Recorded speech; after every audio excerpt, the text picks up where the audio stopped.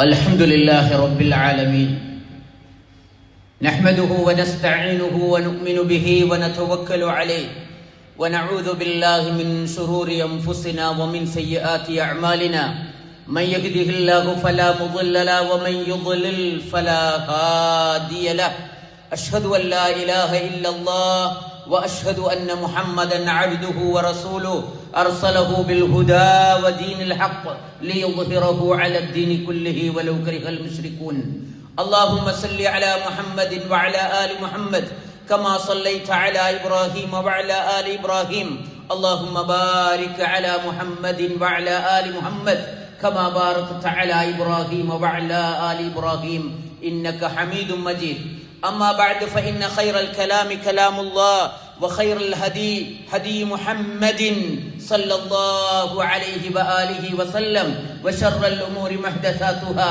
وكل محدثة بدعة وكل بدعة ضلالة وكل ضلالة في النار أعوذ بالله من الشيطان الرجيم يا أيها الذين آمنوا اتقوا الله حق تقاته ولا تموتن إلا وأنتم مسلمون يا أيها الناس اتقوا ربكم الذي خلقكم من نفس واحدة وخلق منها زوجها وبث منهما رجالا كثيرا ونساء واتقوا الله الذي تساءلون به والأرحام إن الله كان عليكم رقيبا رب اشرح لي صدري ويسر لي أمري واحلل عقدة من لساني يفقهوا قولي ബഹുമാന്യരായ സത്യവിശ്വാസികളെ إخواني في الله تقاربوا وتكملوا صفوفكم لأن الناس قد ينتظرون وراءنا في الحر സഹോദരന്മാരെ, ജീവിതത്തിന്റെ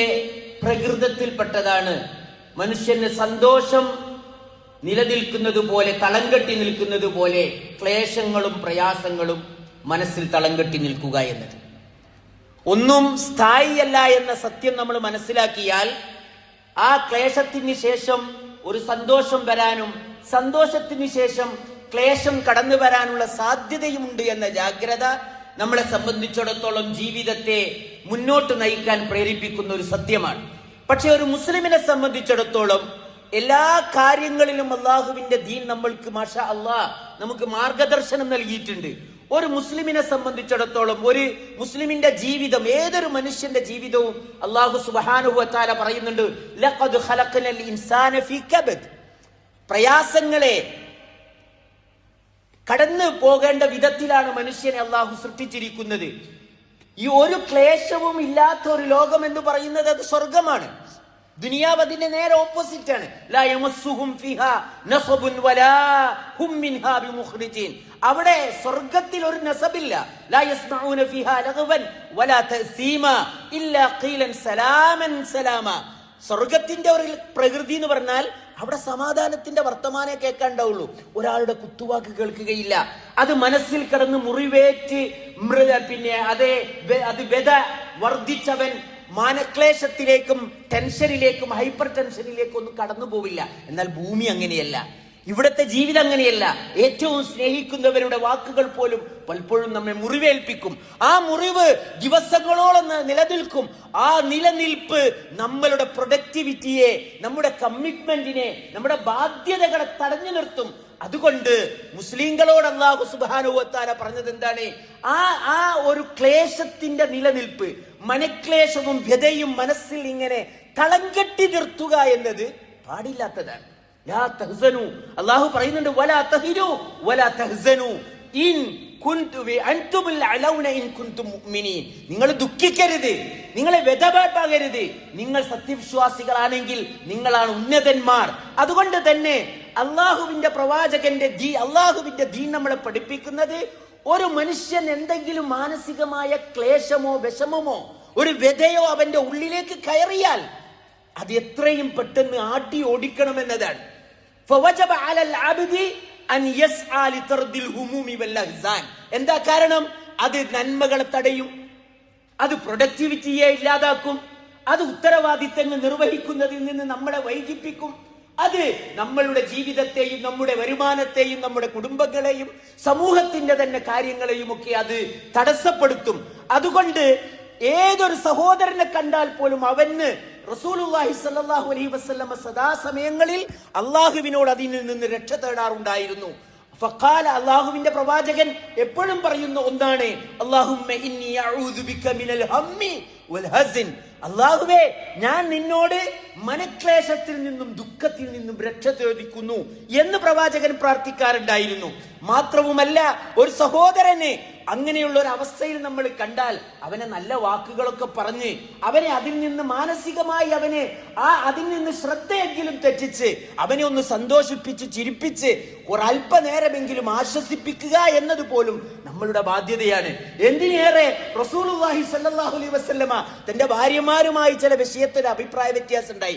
റസൂലിന് സാധിക്കുന്നതിലപ്പുറം ഭൗതിക സൗകര്യങ്ങൾ അവർ ആവശ്യപ്പെട്ടപ്പോ റസൂലിന് അവരോട് കുറച്ച് വിഷമം തോന്നി. അങ്ങനെ അവരിങ്ങനെ മിണ്ടാതെ ചർച്ച ചെയ്ത് അതിന്റെ ഒരു വൈബിൽ ഇങ്ങനെ നിൽക്കുകയാണ്. അപ്പോഴാണ് ആര് വരുന്നത്? ഉമർ റളിയല്ലാഹു അൻഹു വരുന്നത്. ഉമർ റളിയല്ലാഹു അൻഹുവിന് കാര്യം മനസ്സിലായി.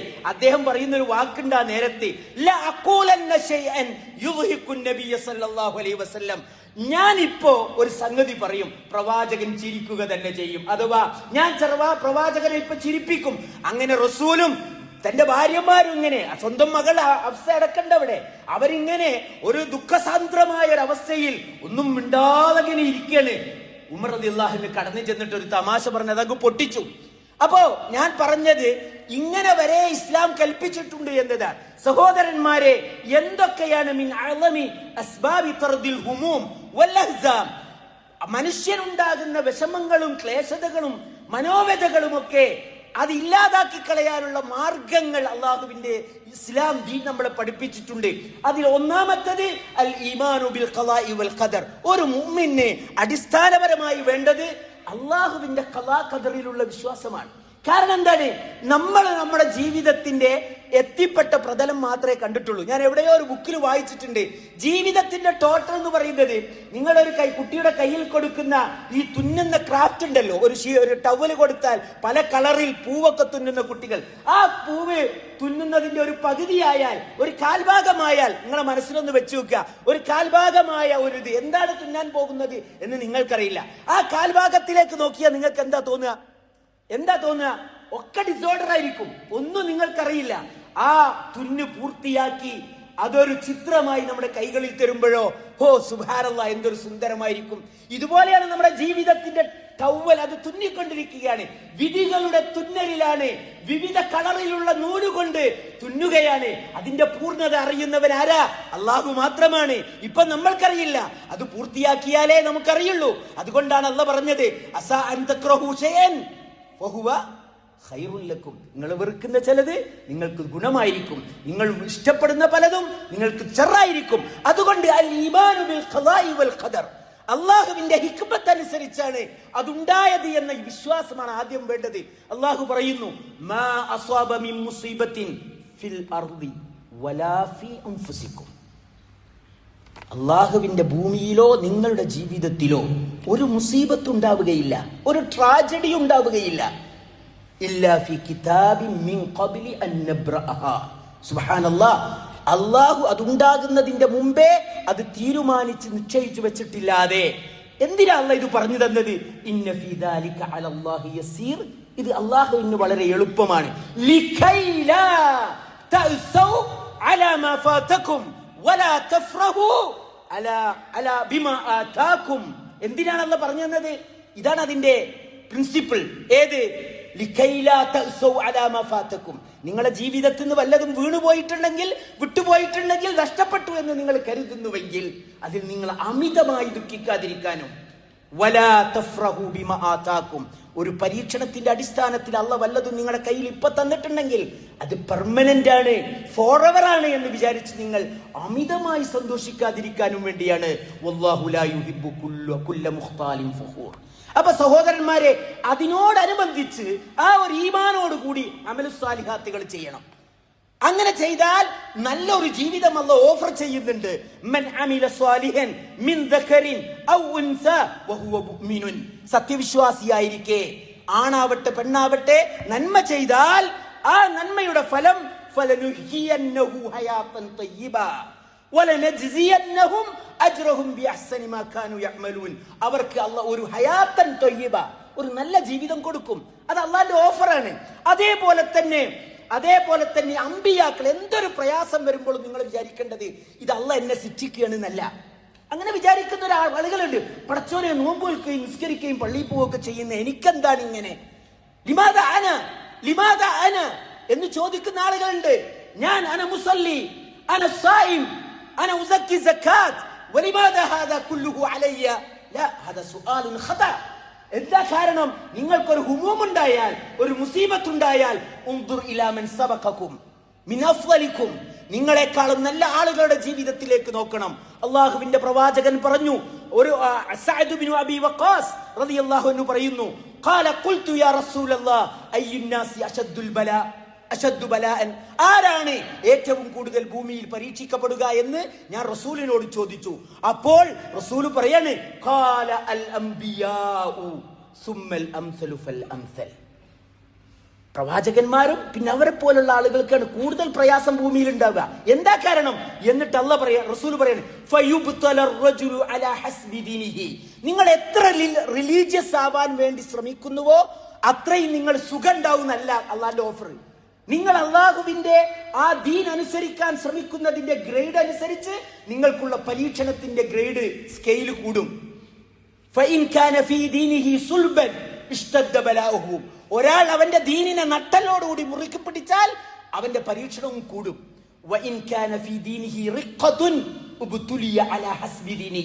ഒരാൾ അവന്റെ മതത്തിൽ അല്പം അയവ് വരുത്തിയാൽ ആ അയവനുസരിച്ചുള്ള പരീക്ഷണം അവന്റെ ജീവിതത്തിൽ ഉണ്ടാവുള്ളൂ. അപ്പോ ഒരു പരീക്ഷണവും ഇല്ലെങ്കിൽ വിചാരിക്കണ്ട ഞാൻ ഓക്കെയാണ്.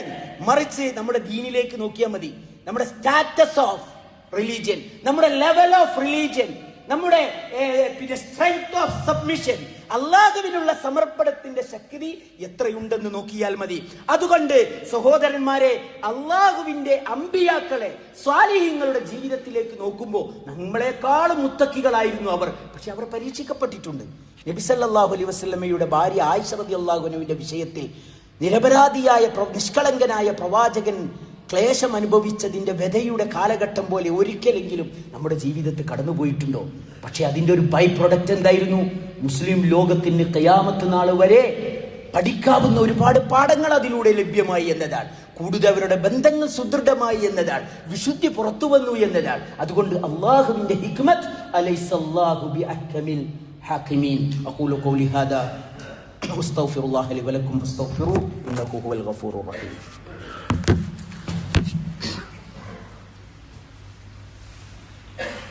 الحمد لله الذي هدانا لهذا وما كنا لنهتدي لولا أن هدانا الله. الصلاة والسلام على أشرف المرسلين وعلى آله وصحبه أجمعين. أما بعد رب اشرح لي صدري ويسر لي أمري واحلل عقدة من لساني يفقهوا قولي. أعوذ بالله من الشيطان الرجيم.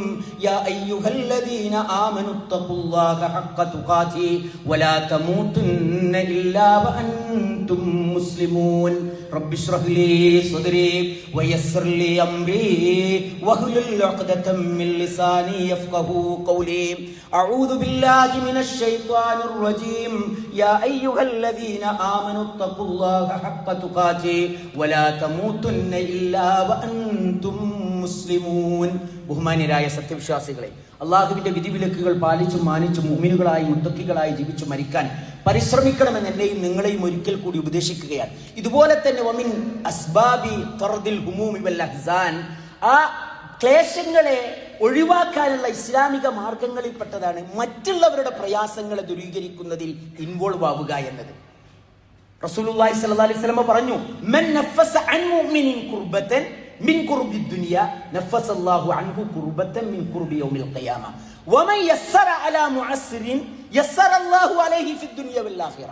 ഒരാളുടെ പ്രയാസം നീക്കി കൊടുത്താൽ അള്ളാഹു അവന്റെ ഖിയാമത്ത് നാളിലെ പ്രയാസം നീക്കി കൊടുക്കും. ഒരാളുടെ ലൈഫ് ഈസി ആക്കി കൊടുത്താൽ ദുനിയാവിലും ആഖിറത്തിലും നിങ്ങളുടെ ലൈഫ് അള്ളാഹു ഈസി ആക്കി തരും.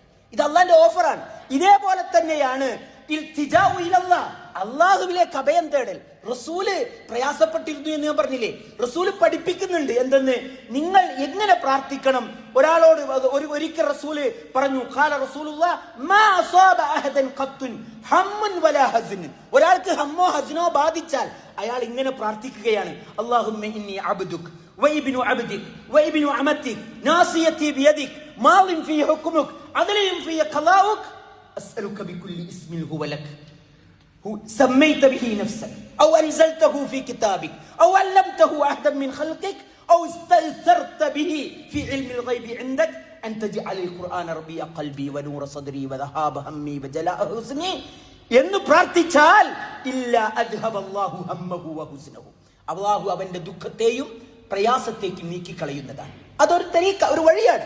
അതേപോലെ തന്നെ മറ്റുള്ള അതുപോലെയുള്ള കാര്യങ്ങളിൽ ഇസ്ലാം തന്നെ നമ്മളെ പഠിപ്പിച്ചു തരുന്ന വഴികൾ, ആ വഴികളിലേക്ക് നമ്മൾ പോകണം. ഇന്ന് നമ്മൾ കടന്നു പോകുന്ന സന്ദർഭം അത്ര നല്ല സന്ദർഭമല്ല. ആ പേരിലെങ്കിലും നമുക്ക് പല പ്രയാസം ഉണ്ടെങ്കിൽ പോലും നമ്മൾ ഒരിക്കലും നമ്മുടെ ക്ലേശത്തെയും ഹമ്മിനെയും തളം കെട്ടി നിർത്തരുത്. ഒരു എക്സിറ്റ് കൊടുക്കണം. ഒരാളോട് പറയാം, ഡോക്ടറെ കാണാം, സീനിയേഴ്സ് ആയ ആളുകളുമായി കൂടിയാലോചിക്കുക. അതിങ്ങനെ കെട്ടിയിടരുത്.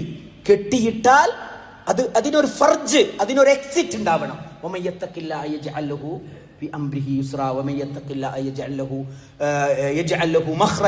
എന്നൊക്കെ അല്ലാഹു പറയുന്നുണ്ട്. അത് അല്ലെങ്കിൽ അതാണ് നമ്മുടെ മാനസികവും ശാരീരികവുമായ രോഗങ്ങളിലേക്ക് നമ്മളെ കൊണ്ടുപോവുക. ഇസ്ലാമികമായ അധ്യാപനങ്ങളിലൂടെ പഠിച്ച് ജീവിക്കുന്ന ഏതൊരാൾക്കും ജീവിതത്തിന്റെ എല്ലാ കെട്ടുപാടുകളെയും അഴിച്ച് രക്ഷപ്പെട്ടു പോകാനുള്ള വഴി അള്ളാഹു നമുക്ക് പറഞ്ഞു തന്നിട്ടുണ്ട്. അത് കേൾക്കാൻ നമ്മൾ തയ്യാറാവണം. ഇന്നഹാദൽ ഖുർആന യഹ്ദീ ലില്ലത്തി ഹിയ അഖ്വം. ഈ ഖുർആനിനോട് അടുത്ത് നിൽക്കുമ്പോൾ ഏറ്റവും നല്ല വഴിയിലേക്ക് അത് നമ്മളെ നടത്തും. നസ്അലുല്ലാഹ അൻ യുഫർരിജ ഹുമുമന വയുനഫിസ ഖുറൂബന വയജഅലൽ ഖുർആനൽ അളീമ ഫീ റബീ